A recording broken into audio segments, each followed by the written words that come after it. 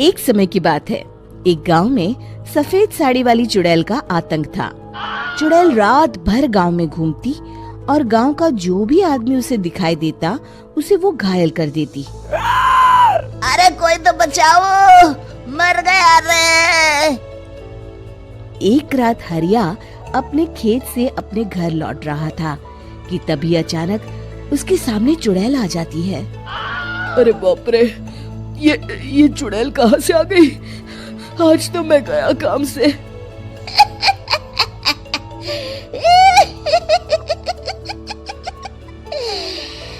आज मुझे मेरा शिकार मिल गया।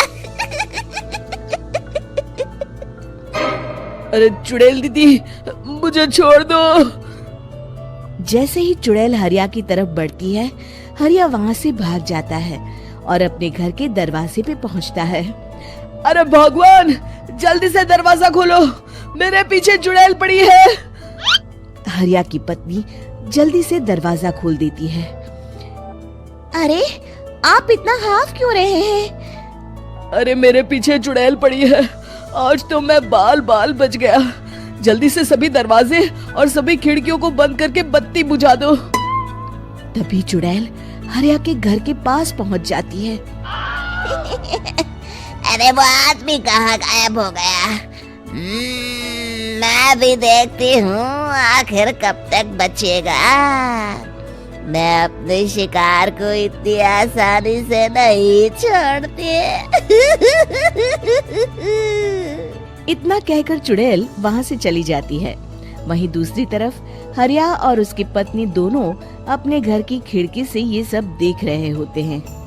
अरे बाप रे, ये तो बड़ी डरावनी चुड़ैल थी।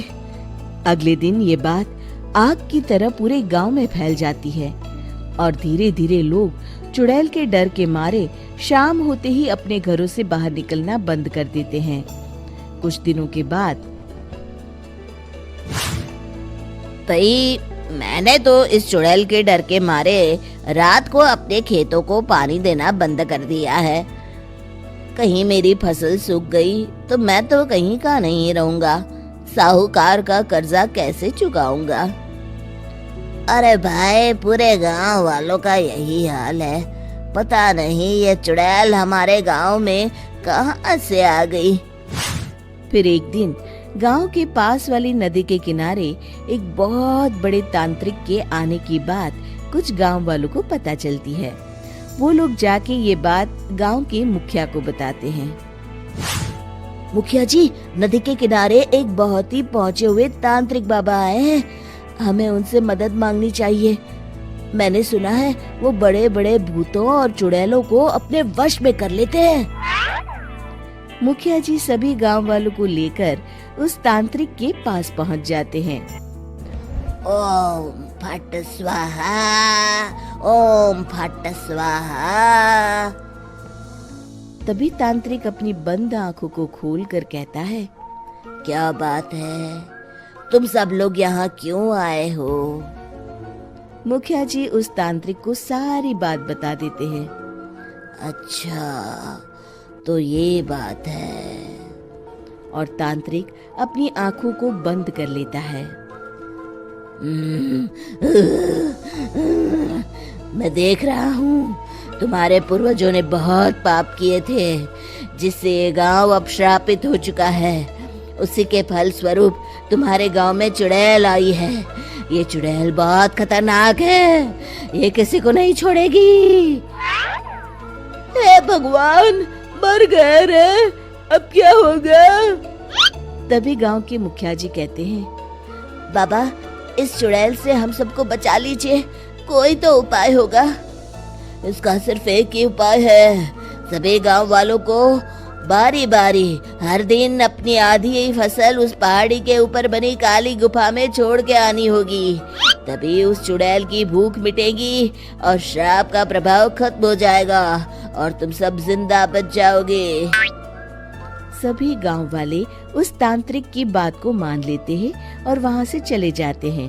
फिर अगले दिन से रोज उस गांव के लोग बारी बारी से अपनी आधी फसल उस काली गुफा के पास जाकर रखाते।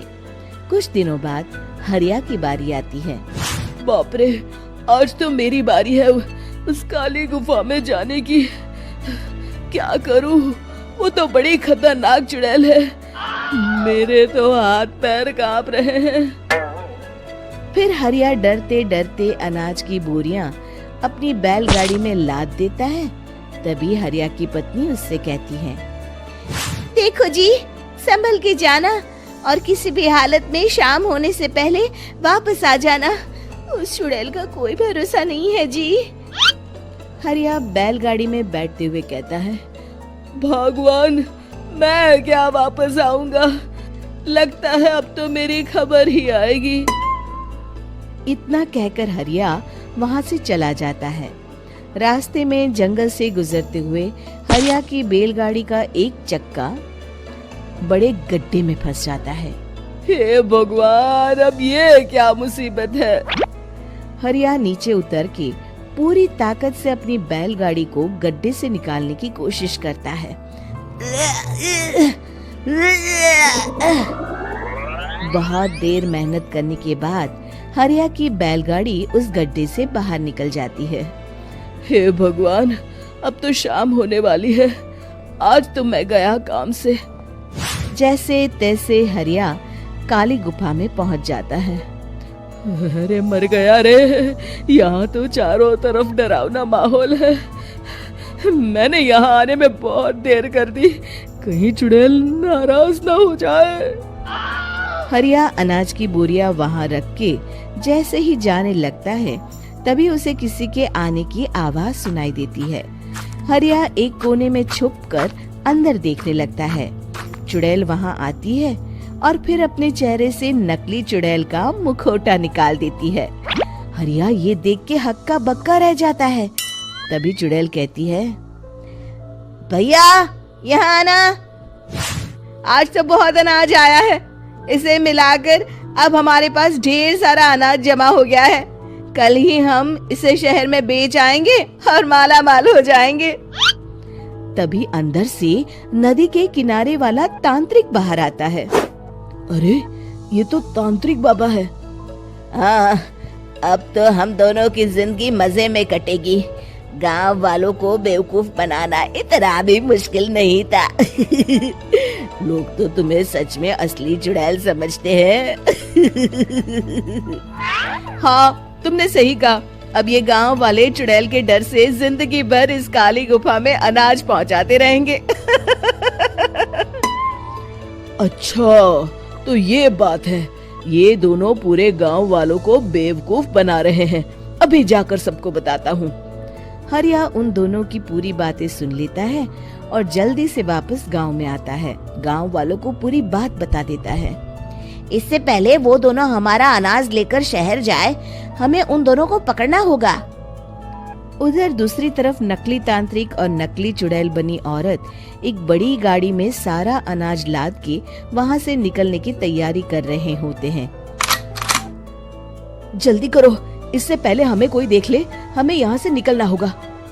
और तभी वो दोनों देखते हैं कि सामने से सभी गांव वाले अपने अपने हाथों में मशाल लेके आ रहे हैं। दोनों बुरी तरह डर जाते हैं। रुक जाओ, तुम दोनों का भांडा फूट चुका है। अरे मर गए रे, ये गांव वाले कहाँ से आ गए? तुमने क्या सोचा इतनी आसानी से यहाँ से निकल जाओगे? ये अनाज हमने अपने खून पसीने से दिन रात खेतों में मेहनत करके उगाया है। दोनों मुखिया जी के पैरों में गिर जाते हैं। हमें माफ कर दीजिए, हम दोनों एक नंबर के कामचोर हैं। बिना मेहनत किए पैसे कमाना चाहते थे। हाँ हाँ, अब हम आगे से मेहनत मजदूरी करके पैसे कमाएंगे। हमें कुछ मत करना, हमें छोड़ दीजिए।